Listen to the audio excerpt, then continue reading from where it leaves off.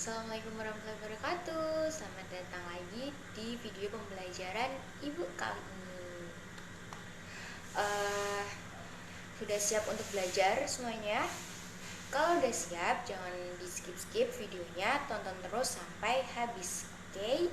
Nah, pada video pembelajaran kali ini Ibu akan menjelaskan mengenai cerpen atau cerita pendek.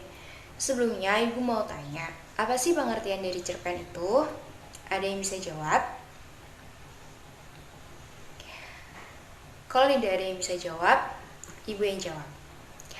Cerpen merupakan sebuah karya sastra yang berbentuk prosa atau bersifat fiktif yang menceritakan suatu kisah yang dialami tokoh disertai dengan konflik dan penyelesaian atau solusi dari masalah yang dihadapi. Yaitu ada ciri-ciri cerpen. Ciri-ciri cerpen yang pertama yaitu terdiri atas 1.600 sampai 10.000 kata. Yang kedua yaitu cerpen biasanya berfokus pada satu subjek atau tema. Nah, subjek atau tema berupa sesuatu yang biasa seperti tugas sehari-hari sehingga mempunyai nilai moral yang tinggi. Yang ketiga yaitu cerpen biasanya berlangsung dalam satu latar. Dalam hal ini sehingga berfokuslah pada satu alur dan hanya bersifat satu konflik dan tidak ada konflik turunan. Lalu yang keempat yaitu ada cerpen biasanya fokus hanya pada satu atau beberapa karakter dan diksi yang digunakan mudah dipahami. Oke, yang selanjutnya yaitu kita akan membahas mengenai struktur cerpen. Struktur cerpen ini yang pertama yaitu ada abstrak.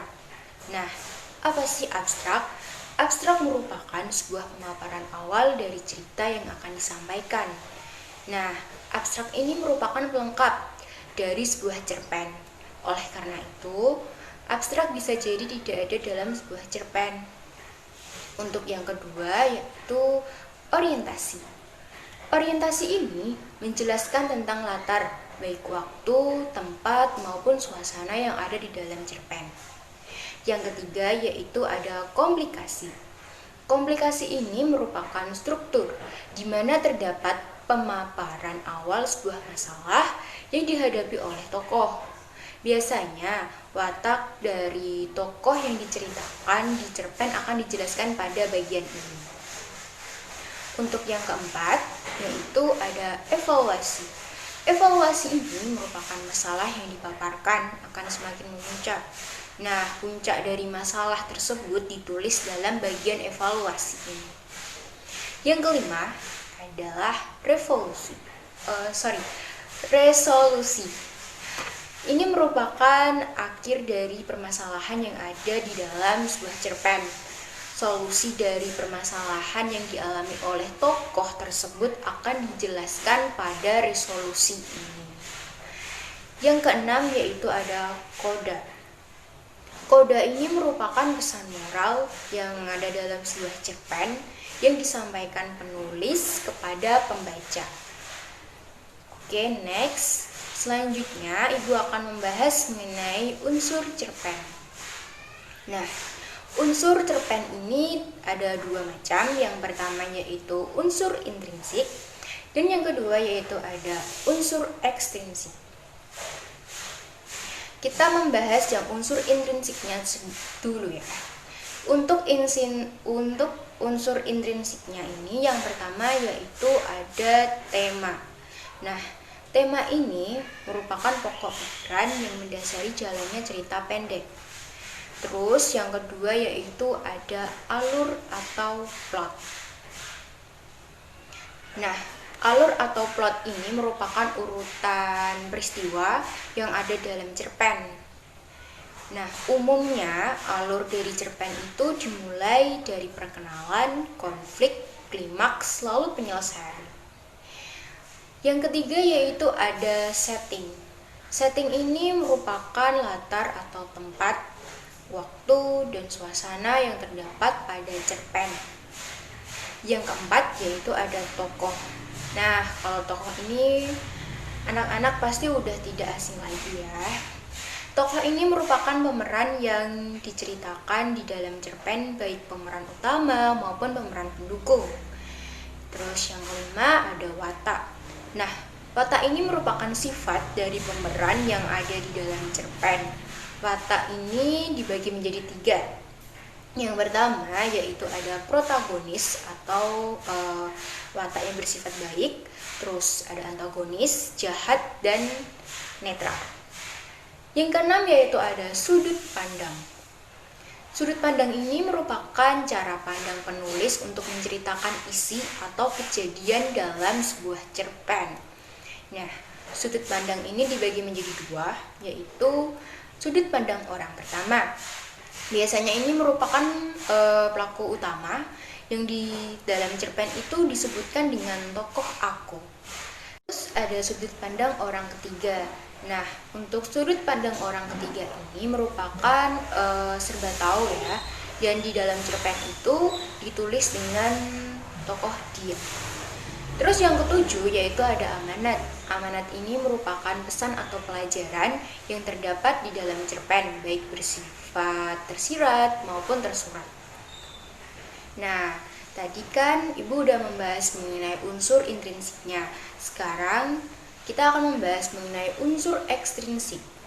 Untuk unsur ekstrinsik yang pertama yaitu ada latar belakang masyarakat. Latar belakang masyarakat ini dapat diketahui dengan cara dilihat dari sisi kondisi ekonomi, sosial budaya, politik, ideologi.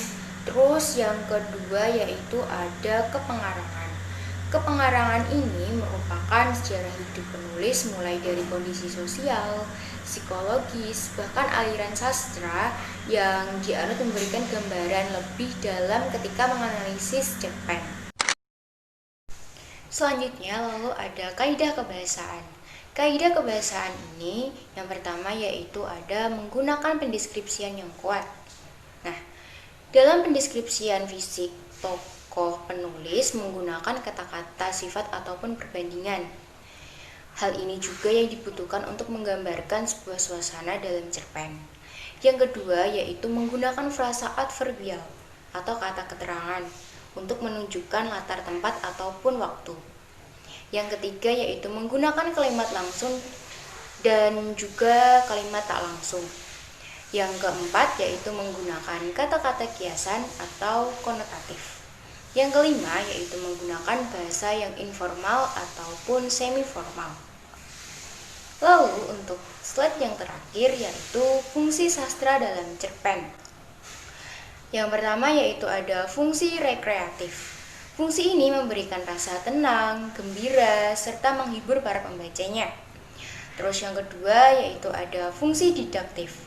Fungsi didaktif ini mengarahkan dan mendidik para pembacanya karena nilai-nilai kebenaran dan kebaikan yang ada di dalamnya itu tadi. Terus yang ketiga yaitu fungsi estetis atau estetika. Ini merupakan fungsi yang memberikan keindahan bagi para pembacanya. Lalu yang keempat ada fungsi moralitas. Fungsi moralitas ini mengandung nilai moral sehingga para pembacanya dapat mengetahui moral yang baik dan tidak baik bagi dirinya. Yang terakhir yaitu ada fungsi religiusitas. Fungsi ini mengandung ajaran agama yang dapat dijadikan teladan bagi para pembacanya. Nah, itu tadi adalah penjelasan Ibu mengenai cerpen. Semoga bermanfaat dan dapat dipahami.